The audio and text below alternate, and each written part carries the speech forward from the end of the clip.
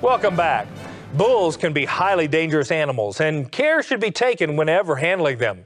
Let's head to Texas, where stockmanship expert Curt Pate shares with us some of the best ways to handle bulls safely.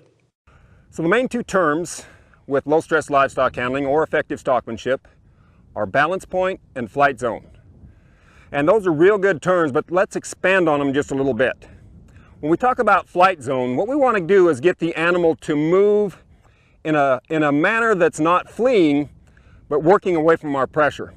So we'll find out that space that we need to be away from the animal that determines that nice movement. It could be a quarter of a mile away, or it could be 3 feet away, depending on the temperament of the animal. The next thing is balance point, and where we position ourselves on that animal to make him go and do what we want. If we pay attention to how we position ourselves, and what I try to do is point my animal's nose to where I want him to go. So as I walk to this bull, I'll step around here and I'll try to draw his eye back to me, or else I'll have to get up in front to where he looks at me. He should turn and look at me with both eyes here. If I can get in a position, I'll ask him to look at me by backing up. And now I should be able to come around and send him right back towards the gate.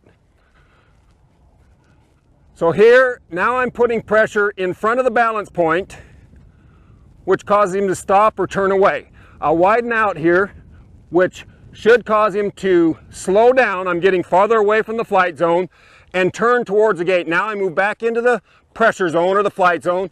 Now I move back out because I'm trying to point his nose right at my gate. Now I'll keep the pressure on just enough. And as I step out wider here, I'm going to be able to push his eye right through that gate. Pressure, pressure, pressure. Now I'll ask him to come down the fence line. So I step in behind him here, and I want him to stop. So I'll walk up in front of the balance point and stop him.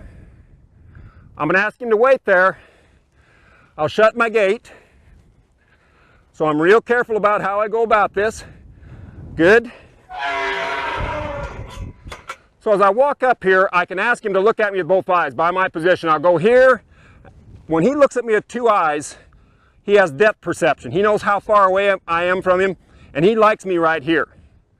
From this position, I can ask him to walk straight forward by just walking across the balance point. And if I want to slow him down or stop him, all I have to do is walk up, draw away a little bit, ask him again to look at me with both eyes. I'll step here, here, here. Good, there he goes. As soon as he does, I step back and take some pressure off. This teaches him what I want. Now I want him to turn to his left.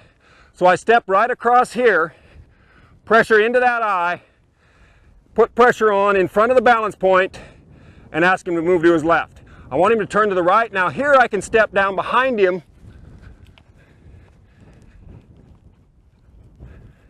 and ask him to look across this way. I might even have to put my hand on him. And I'll ask him to turn and look back at me over here.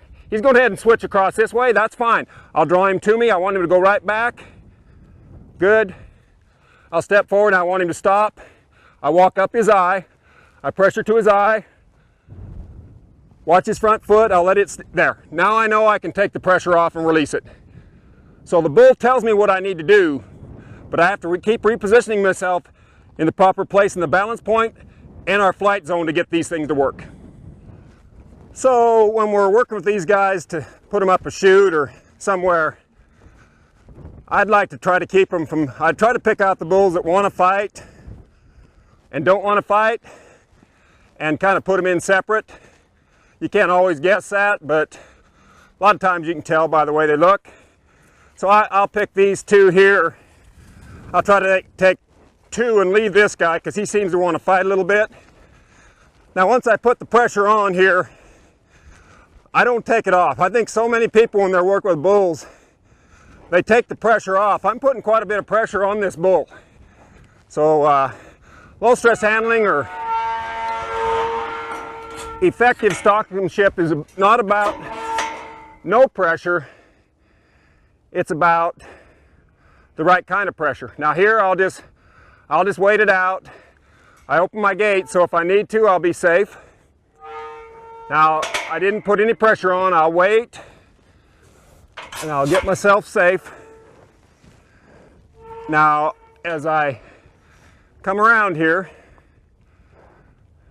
this is dangerous business, but this is the real world. So right here, I have to get myself in a safe spot, and I'll let this bull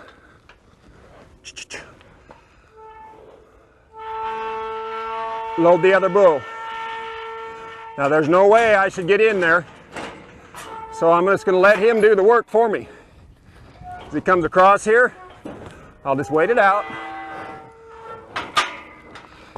and he should send that bull right on up in the chute. So